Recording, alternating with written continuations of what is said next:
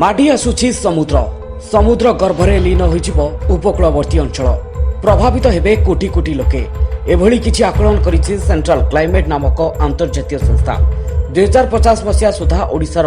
ଉପକୂଳବର୍ତ୍ତୀ ଜିଲ୍ଲା ସମୁଦ୍ରରେ ଲୀନ ହୋଇଯାଇପାରେ ବିଶ୍ୱ ପାଣିପାଗ ପରିବର୍ତ୍ତନ ଉପରେ ପ୍ରକାଶ ପାଇଥିବା ଏକ ଆନ୍ତର୍ଜାତୀୟ ରିପୋର୍ଟରୁ ଏଭଳି କିଛି ଆଶଙ୍କା ପ୍ରକାଶ ପାଇଛି ତେବେ ଭାରତ ସମେତ 7ଟି ଦେଶର ଉପକୂଳବର୍ତ୍ତୀ ସହର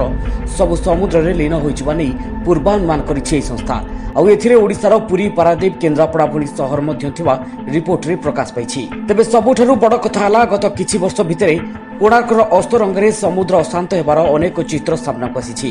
ଏହାସହ ସମୁଦ୍ର କୂଳବର୍ତ୍ତୀ କିଛି ଗାଁ ପାଣିରେ ବୁଡ଼ିଯିବାର ନଜରରେ ବି ରହିଛି ହେଲେ ଭୟର ଏହି ଚିତ୍ର ଏତିକିରେ ସରିଯାଉନି ଆଗକୁ ସମୁଦ୍ର ଆହୁରି ଫୁଲିବା ସହ ଉପକୂଳବର୍ତ୍ତୀ ଜିଲ୍ଲାମାନଙ୍କ ପ୍ରତି ବଡ଼ ଧରଣର ବିପଦ ଥିବା ଜଣାପଡ଼ିଛି ଏମିତିକି ସମୁଦ୍ର ମାଡ଼ି ଆସିବା ଯୋଗୁଁ ଓଡ଼ିଶାର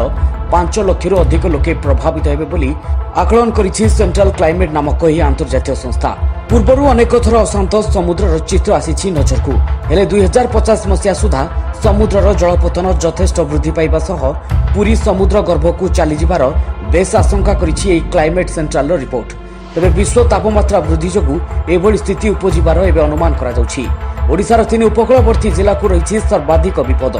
ବାଲେଶ୍ୱର ପାରାଦୀପ ଏବଂ ପୁରୀ ଜିଲ୍ଲାର ବହୁ ଅଞ୍ଚଳ ସମୁଦ୍ରରେ ବୁଡ଼ିଯିବା ନେଇ ଆଶଙ୍କା କରାଯାଇଛି କେବଳ ଓଡ଼ିଶା ନୁହେଁ ସେହିପରି ମୁମ୍ବାଇ ସୁରଟ ପୋରବନ୍ଦର ପଶ୍ଚିମବଙ୍ଗ ଚେନ୍ନାଇ ଉପକୂଳ ପ୍ରତି ସମୁଦ୍ର ବିପଦ ସୃଷ୍ଟି କରିବା ନେଇ ବି ପୂର୍ବାନୁମାନ କରାଯାଇଛି ଏହାସହ 7ଟି ଦେଶର ପ୍ରାୟ 30 କୋଟି ଲୋକେ ପ୍ରଭାବିତ ହେବେ ବୋଲି ଆକଳନ କରିଛି ଆନ୍ତର୍ଜାତୀୟ ସଂସ୍ଥା 2050 ମସିହାରୁ 2100 ମସିହା ଭିତରେ ସାରା ବିଶ୍ୱ ସମୁଦ୍ରର କରାଳ ରୂପ ଦେଖିବା ନେଇ ଆଶଙ୍କା କରିଛି ଏହି ଆନ୍ତର୍ଜାତୀୟ ସଂସ୍ଥା ତେବେ ସବୁଠାରୁ ବଡ଼ କଥା ହେଉଛି ପ୍ରଶାସନ ପକ୍ଷରୁ ଯଦି ଏହି ସମୁଦ୍ର ଉପକୂଳବର୍ତ୍ତୀ ଅଞ୍ଚଳକୁ ଜୁଆରରୁ ସୁରକ୍ଷା ଏବଂ ସ୍ଥାୟୀ ପ୍ରତିକାର କରାନଯାଏ ସମୟ ଆସିବ ଏହିସବୁ ଗାଁଗୁଡ଼ିକ ସମୁଦ୍ରରେ ଲୀନ ହୋଇଯିବ ତାହା କେବେ କହିହେବ ନାହିଁ।